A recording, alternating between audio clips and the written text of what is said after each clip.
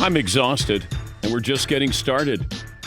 And we only have 3 hours to fit everything in today. It's like you're on a roller coaster that doesn't allow you to get off. 24 hours ago, Mike Vrabel being fired by the Titans was a big deal. Then all of a sudden, Seahawks politely move on from Pete Carroll. And then Nick Saban abruptly retires at Alabama. And then Bill Belichick and the Patriots decide to part ways earlier this morning. They have a press conference. It will be Robert Kraft and Bill Belichick at the podium together at noon Eastern. Whew. Welcome to the show. That was generational yesterday. When you think about it, I remember the first time I met Bill Belichick. He was a defensive coordinator with the Giants. Now, Bill Parcells didn't allow his assistant coaches to do interviews, but I did introduce myself to him. I was new to New York. I met him. I just introduced myself. I don't even know if he responded. And then here we are today. Bill Belichick is out as the Patriots head coach. I think he'll coach again. Nick Saban I've known for a long, long time. And yesterday didn't surprise me, but there's still that element of shock that Nick Saban is not going to coach any longer. Pete Carroll, one of the great college coaches of all time, and a couple of yards away from joining a pretty elite group of head coaches to win 2 Super Bowls, decides that he is going to part ways with Seattle, at least as a head coach, maybe staying on as a coordinator. And I gave you a heads up from last week when I was talking to somebody in Seattle, and they said, hey, keep an eye on the Pete Carroll situation here in Seattle. And I said, wait, Seattle could move on from Pete Carroll? And I was told yes. Now, Pete came out earlier this week and said, no, I got the energy. I'm going to keep coaching. And then all of a sudden yesterday happened. Mike Vrabel, there was a little bit of surprise there because he's a coach that's going to be in demand. Pete Carroll, I think, wants to coach again. Bill Belichick's going to coach again. I don't think Nick Saban is going to coach again. Man, I got a lot of energy today. I'm like Pete Carroll's gum. I mean, I'm fired up, ready to go. I'm going to be exhausted at the end of the day. You know, when we get up in that age group that Belichick and Saban and Pete Carroll are, you know, at the end of the day, I'm tired, going to have to take a nap. Yeah, Paulie. Pete Carroll doesn't speak at press conferences anything like Nick Saban or Bill Belichick. Pete's like, it's like there's a race going on, and he's trying to hit as many things as he can in 90 seconds. Yeah, he does. When he talks, he's just going to be better. Like he's got a time limit that he's got to get it out right, you know. Whereas Belichick and Saban are a little slower, more deliberate. Pete's always. Do we have a little bit of Pete Carroll from yesterday press conference? I competed pretty hard to be the coach, just so you know, because I just wanted to make sure that I stood up for all of our coaches and the players and the things that we had accomplished, not so that we could be the coach still, but so that we could continue to have a chance to be successful and keep the organization going. That's what I was fighting for. So I in that regard, that was what I was representing in our discussions. And we got to a good part, a good, clean spot where it made sense, and you know, I went along with their intentions. He was fighting to coach, to stay as the coach. And that's one of those where, and I have no information, but ownership probably said, no, we're moving on, Pete. You can stay in an advisory role, stay with the franchise as long as you want, but we're going to move on. We're going to go in a younger direction. Probably what happened with Bill Belichick. Belichick was fighting to stay as the head coach. So much so he was going to relinquish power. So he was open to that. That's why when, they say it's a mutual parting. Well, it's not a mutual parting. It's, okay, Bill, you need to be on board because we're going to move in a different direction. All right, I guess that's a mutual parting then. Saban surprised. I spoke to a source yesterday, and I guess Nick was interviewing coaches, wide receiver coaches, assistant coaches, somebody who he was going to hire. And then all of a sudden goes into a meeting and says that he's retiring. And then the speculation started that Dan Lanning at Oregon, would they bring in Dabo? What about Lane Kiffin? I mean, it exploded. And I'm going to play an interview that I did with Nick Saban. I think this is a year ago, maybe 2 years ago. And we talked about retirement. And he gave me about 2 minutes, a 2-minute answer about retirement. So it was sort of there. You just didn't know when it was going to happen. And, same with Belichick. It wasn't a question of if or when. It was going to be when, not if. And Mike Reese did a wonderful job breaking that story with Belichick and the Patriots parting ways. But I figured that Bill was not going to be back. The question is, I thought it might be Friday. Thought it'd be tomorrow that they would have that announcement. But here it is this morning, and Bill Belichick and the Patriots will hold a press conference coming up at the top of noon Eastern, I believe. So we'll have a poll question, play of the day, stat of the day, all of that forthcoming, and we'll try to get in all of this and phone calls as well. Operator Tyler standing by. All right, Seton, what's the poll question today? How about we start here? Who will have a better season next year? Alabama, the Patriots, or the Seahawks? Okay. It's a sliding scale. Are we looking too far ahead already? No. But what is a good season in Alabama? What's a good season in New England? And what's a good season in Seattle? Because I think those are three different answers. Mm-hmm. Certainly two different answers.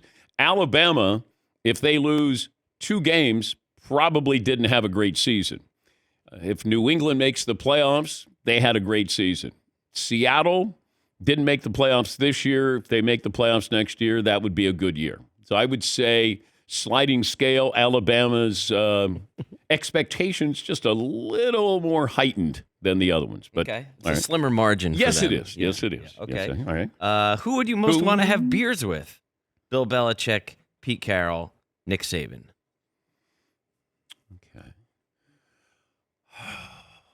They're all good beer guys in their own way. Okay.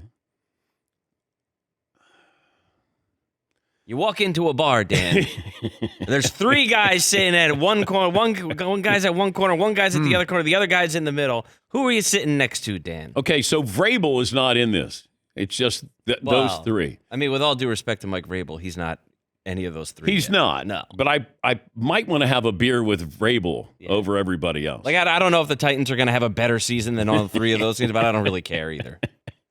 Not today. I would probably want to have a beer with Saban. I think I have a good relationship with him. I think he's got a sneaky sense of humor, and I think he would allow me a little latitude on questions that I would ask him. Because the first thing I would say after maybe 2 beers is, what role did name, image, and likeness play in you deciding you didn't want to coach anymore? Sure feels like it's really tipped the scale. I think you're going to see this. It's already happened. Coach K talked about it. Jay Wright talked about it, the great Villanova coach who decided to retire. The landscape has changed because college football was about control. These coaches had you for at least 3 years. You weren't going anywhere.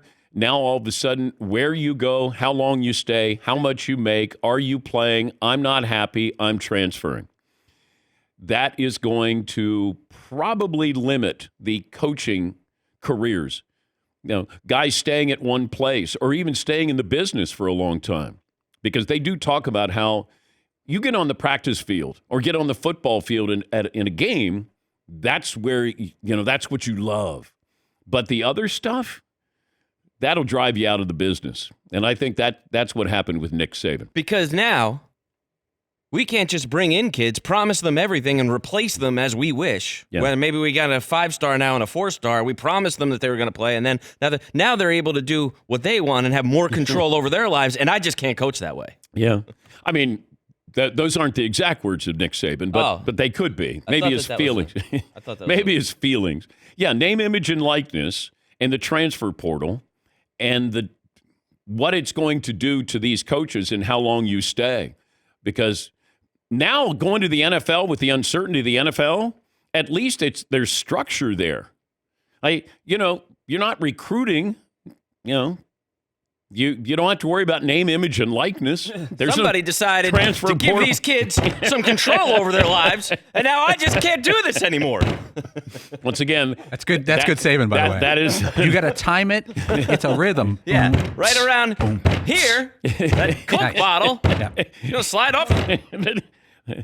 Get the Little Debbie's cakes. You get the Diet Coke. Yeah, you're right there.